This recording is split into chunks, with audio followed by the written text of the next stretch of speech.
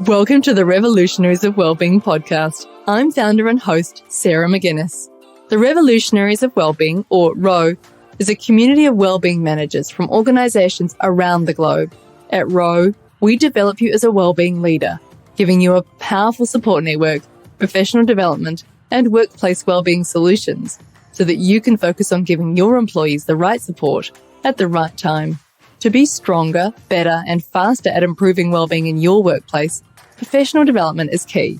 These discussions on workplace wellbeing are designed to inspire, share ideas, and raise awareness of important issues we can all take action on. The interviews are recorded as part of our monthly Wellbeing Wednesday webinars. In this episode, we're joined by Natalee Scripps-Hawkins, author, coach, and head of health, safety and wellbeing at Auckland Airport, to explore a key issue, and that's this. As wellbeing leaders and champions, we're passionate about driving an organisation's wellbeing agenda. But what does that look like in reality? We know we need to be influential and drive change, but how? Together, we discuss what it means to create a people-first organisation. And we look at the broad role of wellbeing managers as an influencer, communicator, and an agent of change. Because to be successful, we need to drive the change we want to see. Thanks, Sarah, and hi to everyone else. Yeah, I think like most of us, I fell into the wellbeing space. I did the normal thing of being in an admin role, and then someone was like, "Oh, you're really organised. Do you want to take over quality, safety and training?" And I went, "Okay, sure." And then from there, I guess I've had the benefit that health and safety has been the main vehicle that we've tagged on wellbeing to, as we've learnt how critical and pivotal they are as three equal entities in an organisation. So that's kind of how I fell into it and how I got started. From a personal point of view, I guess my background is that I grew up in lovely Avondale in Auckland. Back then it was West Auckland. Now it's kind of more central Auckland as the world's changed. And I got three older brothers, my mum and dad. My dad was from London, my mum's from Yorkshire, so I have an English background, but I was born and bred in New Zealand. And through, I guess, my life, we moved from Avondale because of my dad's job. I went to a new school, and it was the first time that I kind of felt different to all the rest of the kids. I went to a school where I was the 100th student, which was quite interesting. It had a special needs school, and what it felt like to me, because I was quite different, was I kind of came into the school and immediately felt this need to look after people. So I started looking after the kids. If I didn't want my lunch, I kind of gave it to other kids that didn't have any food. I used to look after the tuck shop, so you'd have to go and put the pies in that people had ordered. And being a little bit cheeky and rebellious as I am, I would always put extra pies in the pie warmer, because if they weren't allocated, we couldn't sell them. So we got to eat them, and I made sure the kids that generally didn't have lunch got to eat them. So it was kind of naughty but nice type things. And then through school, I just continually kind of felt different, kind of was an odd bod, didn't quite fit into the molds. And then as I got to the teenagers years, started having suicidal thoughts, was a self-harmer. But at the same time, I guess I kind of started getting used to being me to a point, attracted some other odd bods, and we kind of made each other happy by having a laugh and taking the piss out of people and stuff like that, and survived school, which, funny enough, I wrote a book around people first leadership during COVID a couple of years ago. And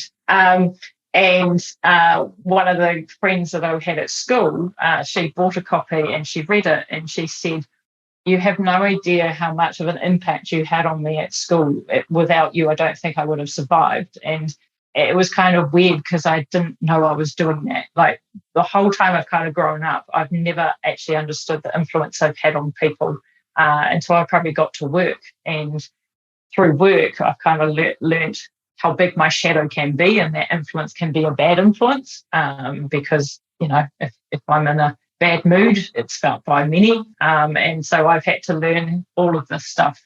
And I guess that's kind of took me on the wellbeing journey, because I got to do some self-awareness, got to understand me a bit more. What was my purpose? What actually am I all about? Get rid of my imposter syndrome, as we all kind of get labelled with.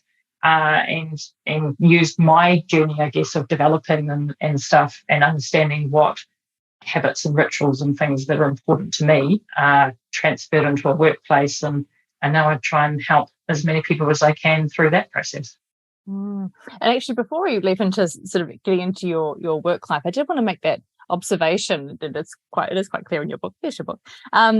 That often what we find with leaders is those who've had that personal experience with mental health, either because they've supported someone or they've lived through it themselves, seem to be the leaders who almost in wellbeing, that they fall into wellbeing because they're passionate about it and as an experience they bring to it, or just by sheer experience, regardless of what leadership role they're in, they have a real empathy towards what's involved in actually allowing people to bring their whole selves to work.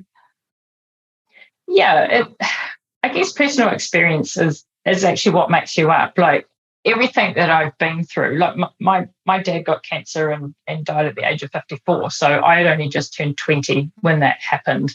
And my whole world changed at that point. I was playing cricket and I was kind of being serious about it, but I never really thought, you know what, I need to kick my own ass if I want to play for New Zealand.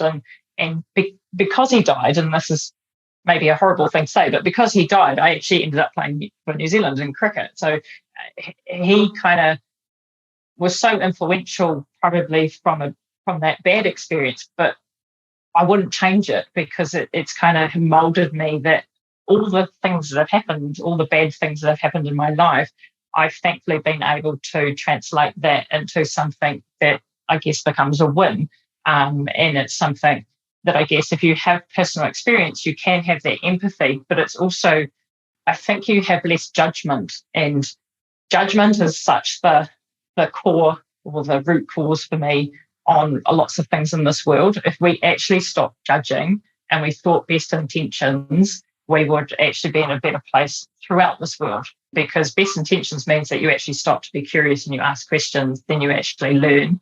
You're not setting up to answer and rebut people and things like that. So I think leaders that have experiences, as long as they are open to sharing that, and that's part of these conversations as well with how powerful storytelling is, then you kind of take the lead and you're making the change because you're leading it. So you're being the example, and that has massive influence over anything else that you might do.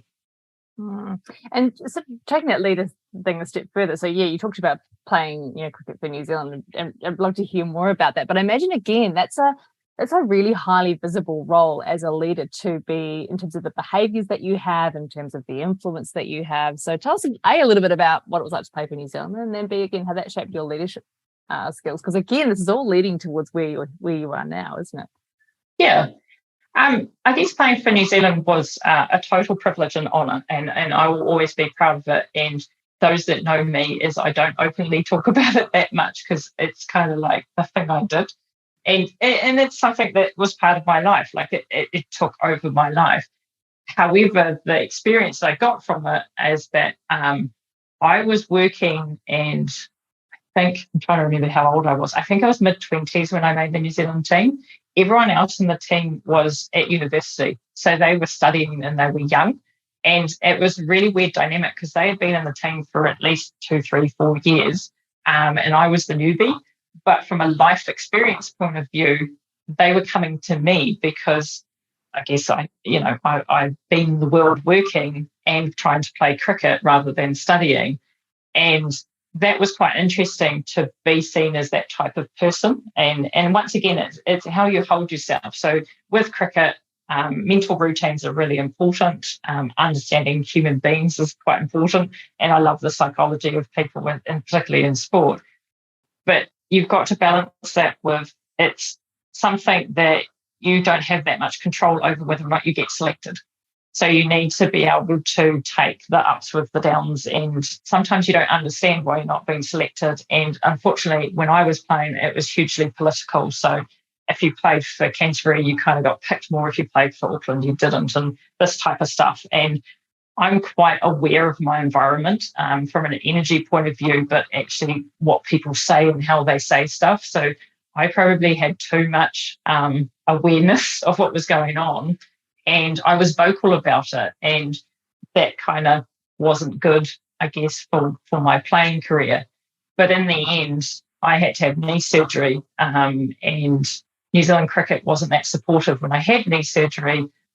So when I recovered, I actually turned around and said, I don't want to play for New Zealand anymore. And that was hard because it's something that I love, but I knew that I couldn't survive in that environment. It wasn't for me. They didn't show that they cared. They didn't treat people as people. And that was probably the start of me understanding what I believe is really important to get high performance out of individuals because of my personal experience. So that is just the most perfect segue to the next question, which is around what does it mean to embed wellbeing in organisations? Because what you've just provided is such a perfect example of what an environment looked like where wellbeing wasn't embedded and the impact that that had on you. So when we are talking about it being properly embedded, what does that look like? What does it feel like? Yeah, and for me, it is being strategic about it. Like it is a business aspect to an organisation, whether it's sport or corporate. So it's about how you can be strategic about that. Like, do you understand the problem statement? So do you actually have a good understanding of how your organisation works? What do the people say? Do you have culture surveys that you can look at the data to see what is consistently reported all the time?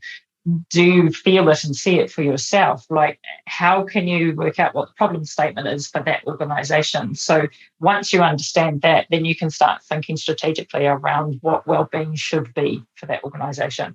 But then you have to build the current state. So this is, once again, about storytelling. It's how you can get the story across to many layers of the business. And whether or not you're in a leadership team, which I've done before, or currently reporting to a leadership team, which is what I'm doing at the moment, we need to be able to tell those stories. I've always said that I have a background in sales and marketing purely because to sell health and safety and wellbeing, you need to know those skills. And so doing that from a sales and marketing point of view, being strategic, you've got to list what's your current state, what is the future state, tell people what that dream is, get them on board and get them to understand why you're going there. And then you can work through the stages of what are the steps that you need to be in. It's also around normalizing stuff. So when you talk about well-being, for me, that always includes mental health. It should always be a key pillar under well-being. And you need to normalize that conversation around mental health. And I talk mental health. So I'm not talking mental illness, which to me is actually quite specific. And it is, 4%, 8% of the population is in that mental illness. What you will do will still help them.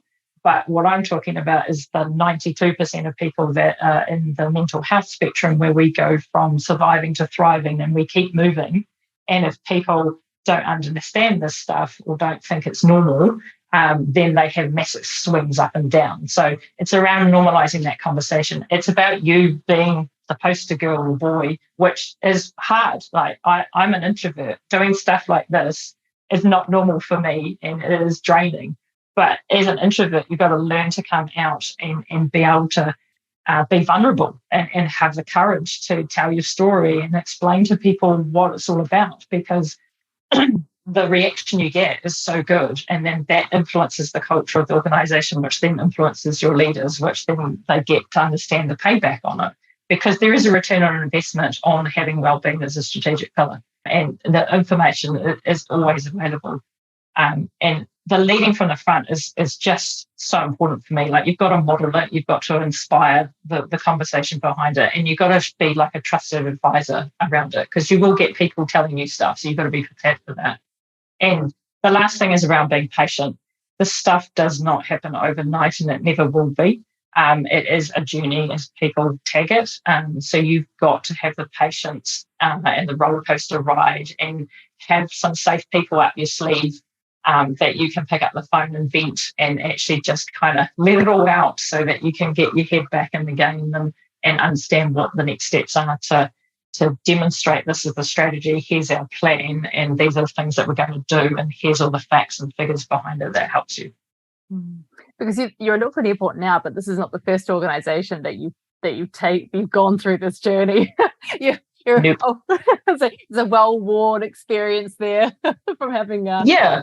And each one has actually been really different. I've learned from each one as well. Like, I guess the other point to this, embedding anything, you're going to make mistakes and you're going to fall over. It's just how quickly you can pick yourself up from those. And I guess the first organisation that we attempted to do this was so cool. But the biggest learning from it was we had a change of leadership team during the journey, and it wasn't set up as an official strategy. It was just something that I picked up actually with Richard, who's on the call, and we went, this is a cool opportunity for us to help. Richard's got his mental health stories with him and his son. I've got mine. How can we actually just start the conversation? And that's the biggest thing. So we started with the conversation around mental health. We did have the fruits and yoga plan, so that was kind of there. And we kind of developed it from there and looked at whether or not the company could partner with the Mental Health Foundation.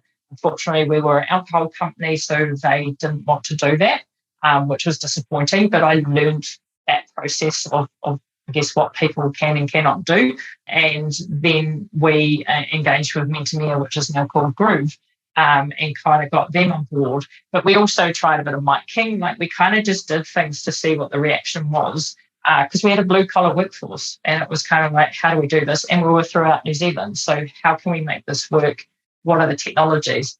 In the end, unfortunately, the leaders couldn't see past my passion for it, I guess, and they thought that I should focus more on safety. I didn't think so, so we parted ways, but that's a learning experience. And then I went to the next organisation that employed me as my whole person, which was the first time that I could have done that, and then went through a different kind of bigger corporation of how do we get funding for this, what is the information and the story that they need to know, how do you spell it all out, and then how do we get a business that is spread 70 sites throughout New Zealand, who are generally men who work with their hands every day and generally don't talk about their feelings. And it was so rewarding to find those champions in the business, or those leaders that just needed that support.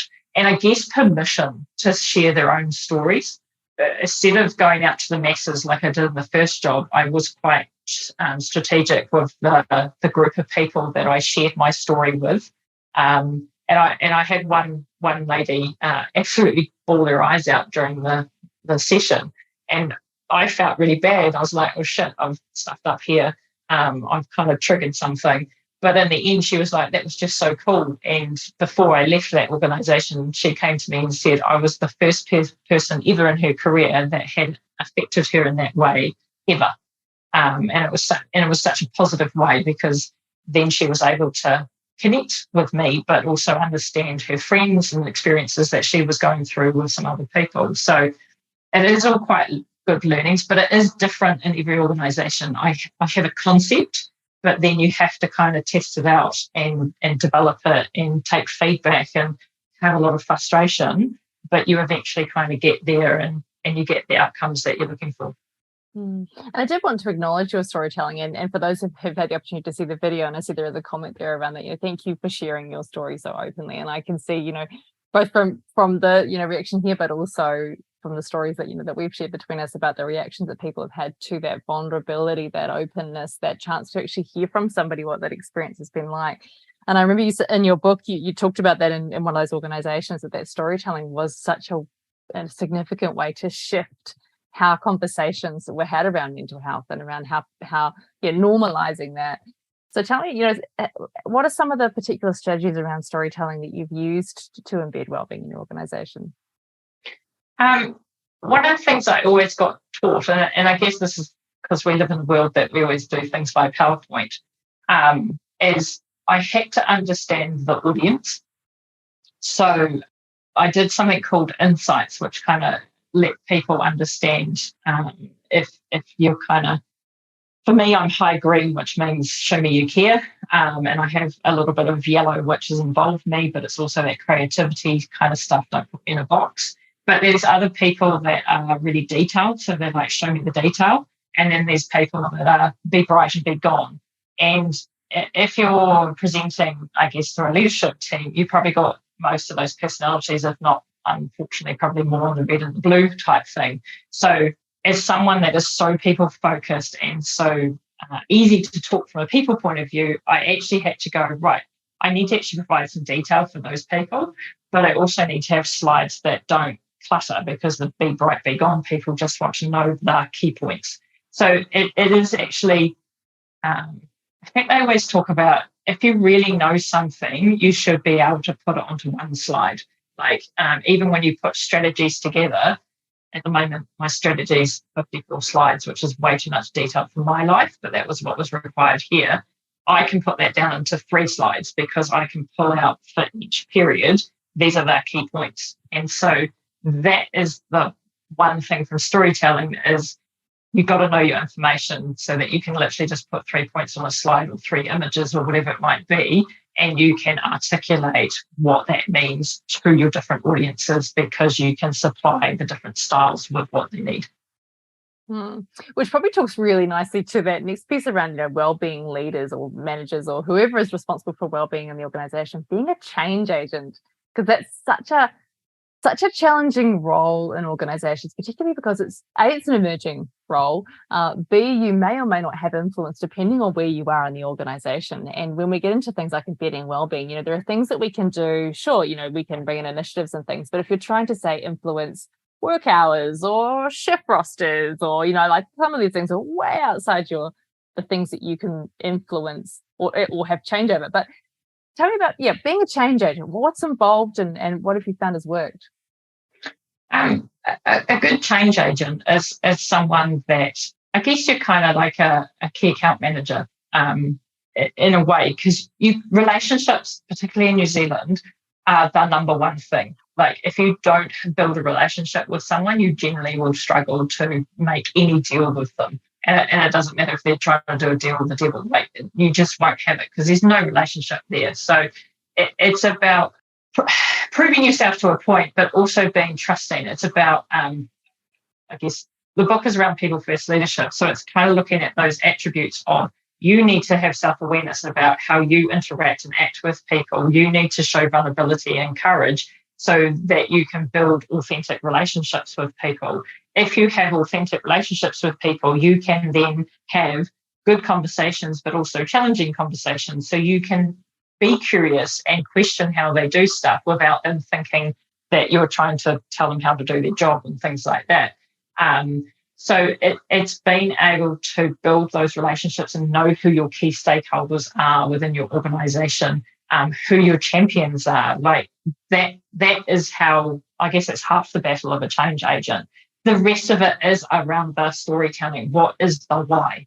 You always have to go back to the why. If you can't articulate the why, then people can't jump on board with what you're trying to do. You need to understand your barriers. Spend the time to understand what the blockages are and why they're there, and see if you can basically break them down or at least acknowledge them so then people understand it.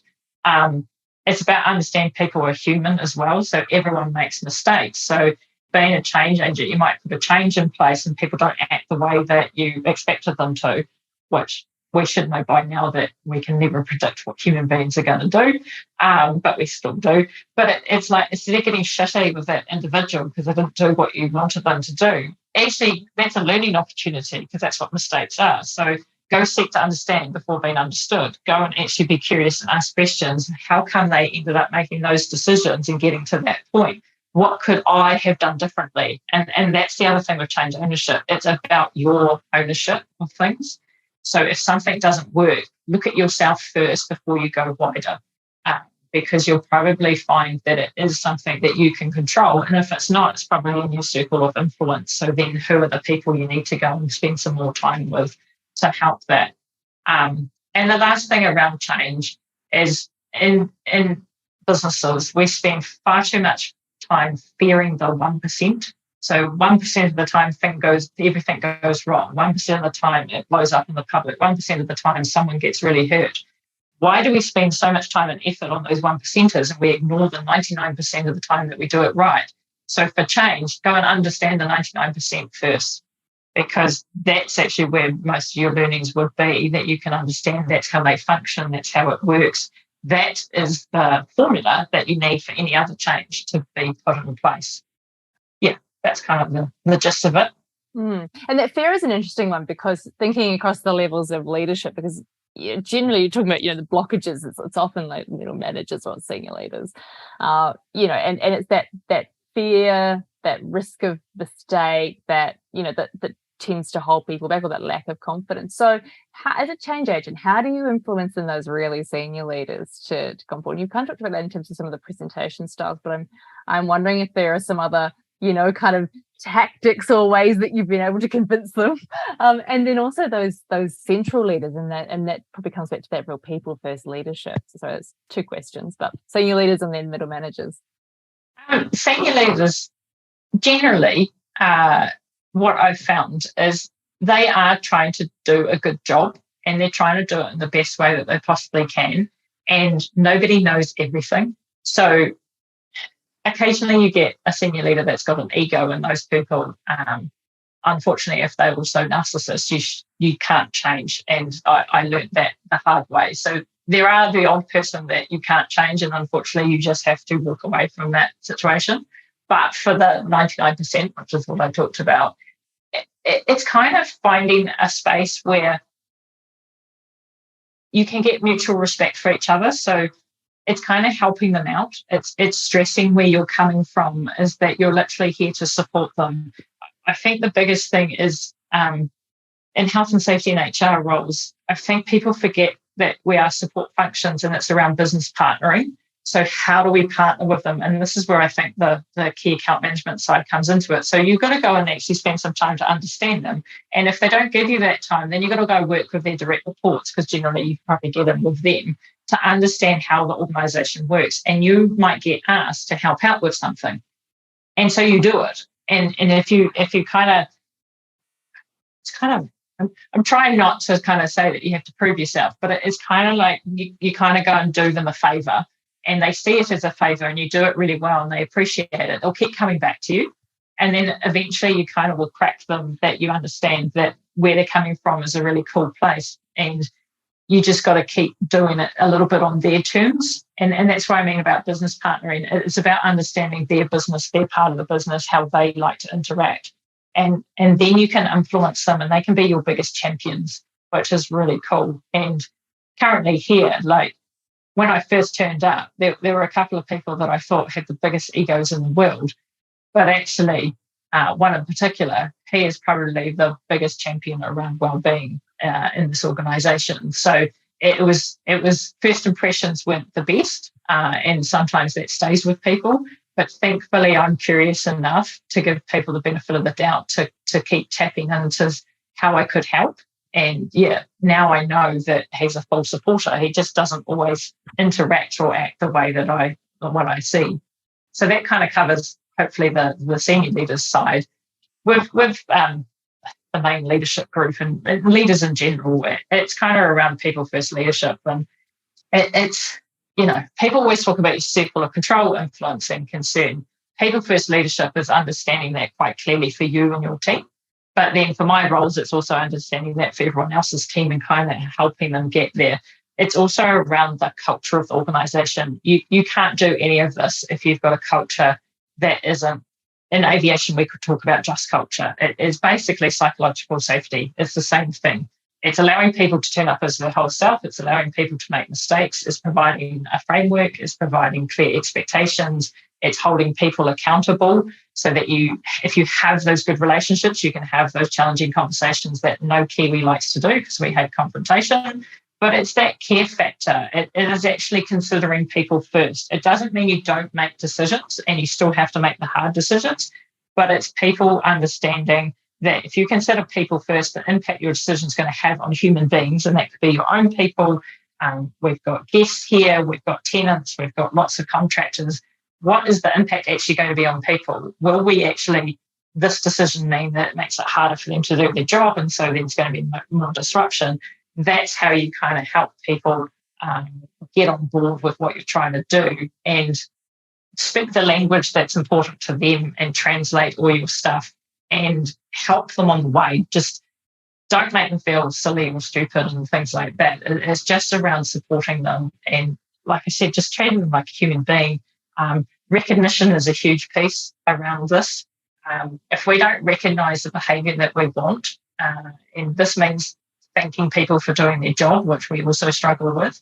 No one's ever going to know that they're doing a good job. And so their performance will go up and down all the time. So recognition is so important. And I have that totally separate to, I don't believe you need to connect reward to it.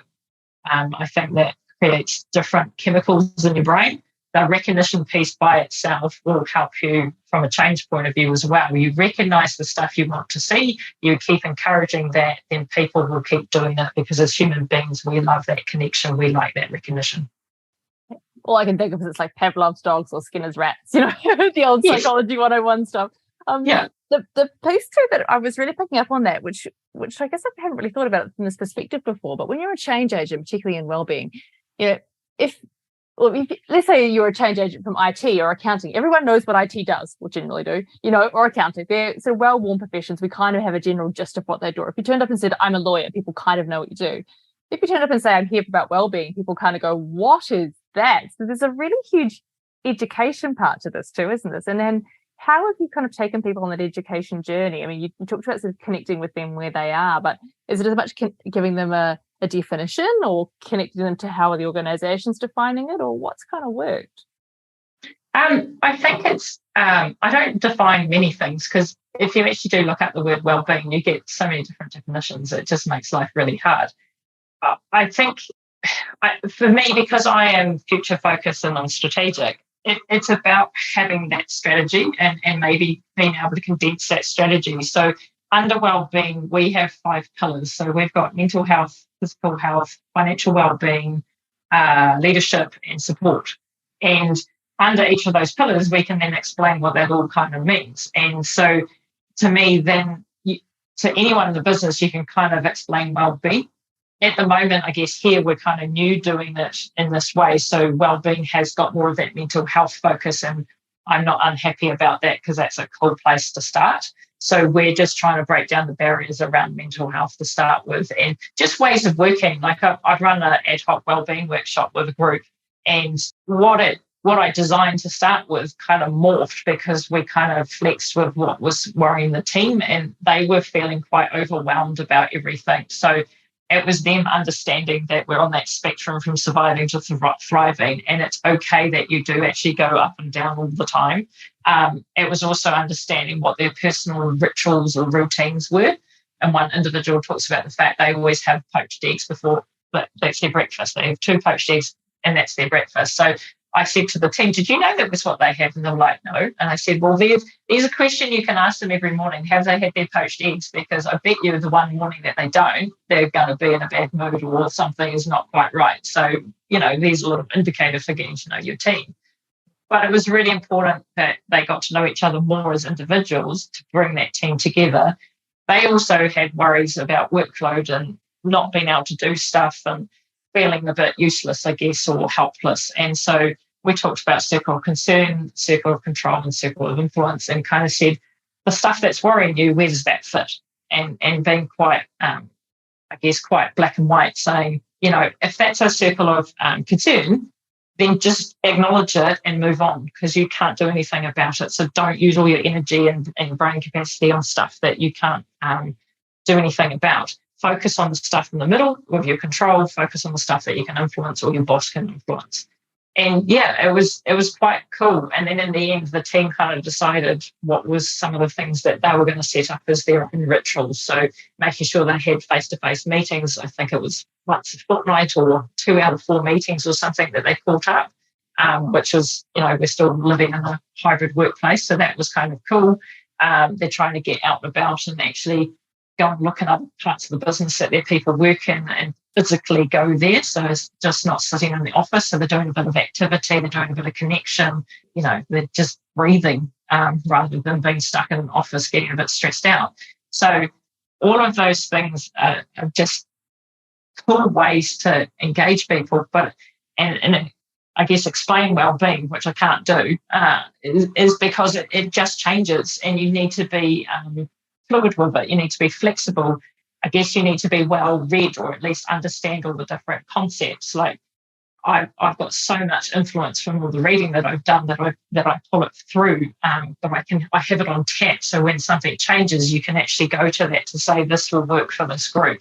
And if you get good feedback, then you know it's kind of hit the right place. And that's what it's done for them. Like they've got some stuff they can recognise, they can acknowledge each other, they're working differently, which is more focused on what's better for them as a team rather than getting frustrated. Which probably goes to, kind of interesting areas. Auckland Airport is a really complex business, and we talked about this, in some of our early conversations. But it's not just the airport itself, but it's all the subsidiary organisations, all the suppliers, and everyone else that you're sort of involved with. So, can you get your take on what it's been like embedding wellbeing in such a complex environment? Because it's not like there's just you and 20 people and you're all in the same office and hey, I can influence this. Auckland Airport's about around 450 people. So in the scope of the whole airport, we're quite tiny, but we have so much influence over other organisations, be it contractors that are working on an infrastructure program, be it airlines or other agencies, government agencies that work here, or ground handlers, whatever it might be. We've got tens of thousands of other people that work here every day.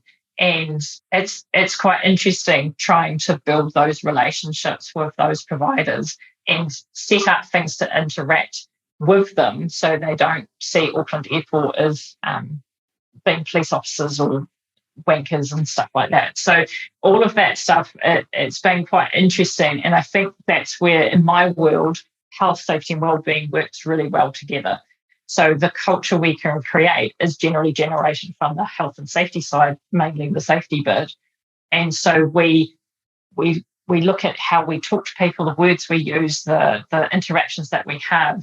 We acknowledge that we care about how they need to work. So what's in our control to help them, because we look after all the facilities and we've got the infrastructure. So we have ownership of this stuff. It's not just relying on people and behaviour. And I think that's kind of the philosophies I've put in the last couple of teams is based off something called the Lewin equation, which basically says behaviour is the outcome of the person in the environment. So we control the environment. They control the environment for them from a culture point of view, but we've got the physical environment. We don't control all the people, and we can never control all the people. But we just keep focusing on behaviour and we keep trying to punish the behaviour. And it's kind of like, well, that's why it keeps repeating. It's not being long-term focused. It's not solution focused. So it's, once again, it's about relationships. It's been about strategic, getting the right people in the right room to say, as the whole precinct and the terminal, we want this to be the best airport in the world. And we want people to rock up here and see this is the entry point to New Zealand. So even if we have got lots of infrastructure in place, we want to make sure that doesn't impact them. And so we've got to articulate that to the contractors, but we also got to support them that they've got to get their job done. So do we understand the time pressures? Like there's so many other work factors and considerations that we need to be able to self-reflect on and try and change and set people up to be successful, rather than chucking it at a contractor or an agency and saying, you've got to just cope with it, you sort it out within your own organisation. So once again, everything comes down to leadership. It's leadership with how you interact with people. It's the relationships that you build. It's actually seeking to understand. It's being curious. It's continuous improvement. It's accepting mistakes, but turning those into learnings. Like it's all of that good stuff. I was actually my next question was going to be, what do you think the core skills of a great wellbeing leader are? Those things. What are the technical skills, would you say, are really useful in terms of being able to embed wellbeing in an organisation? Technical skills for the wellbeing leader or person who's the change agent. Technical, I probably can't answer so much because I'm such a people-focused person. But for me, it's around self-awareness. So understanding self-awareness.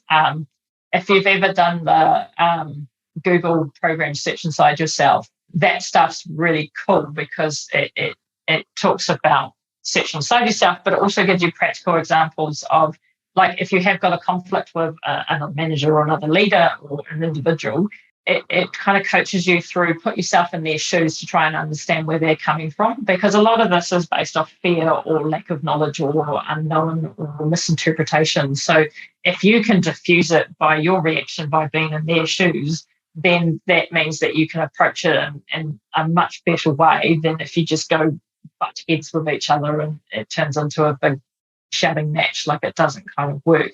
So self-awareness is around the shadow that you cast. Like, when you turn up at work, how do you impact others around you? And if you're an emotional person like me that's so people focused, like if we're in a good mood, everyone can see that. If you're in a bad mood, everyone can see that. So understand what your triggers are and all of that good stuff, so that you don't have such a big impact in that way, because it's an unintended one. But understand how you can use that in a positive way.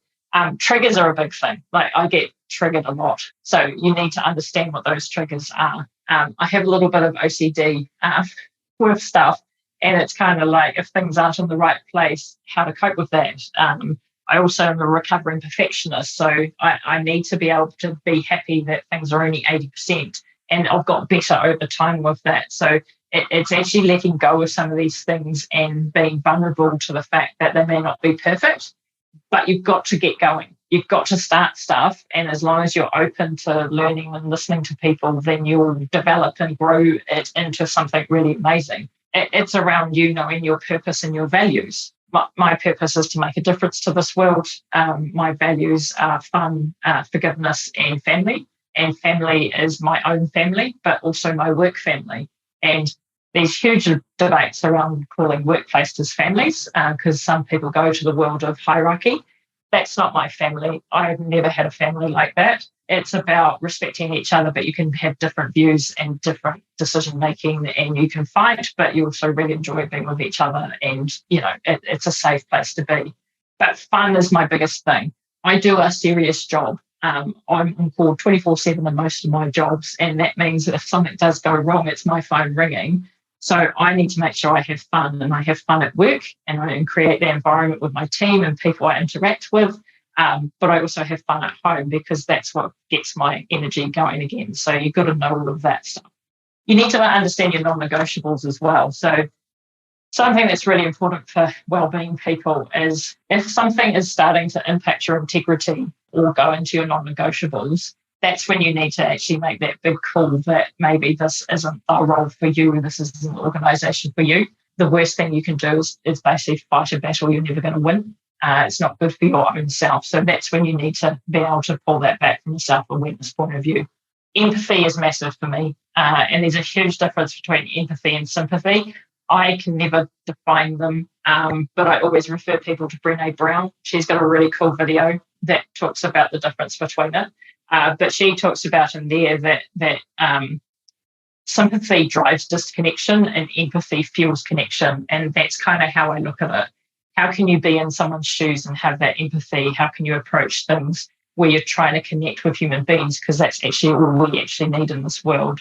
It's around staying out of judgment as well. It's around listening, and it's not listening to respond. It's just listening to actually take that stuff on board.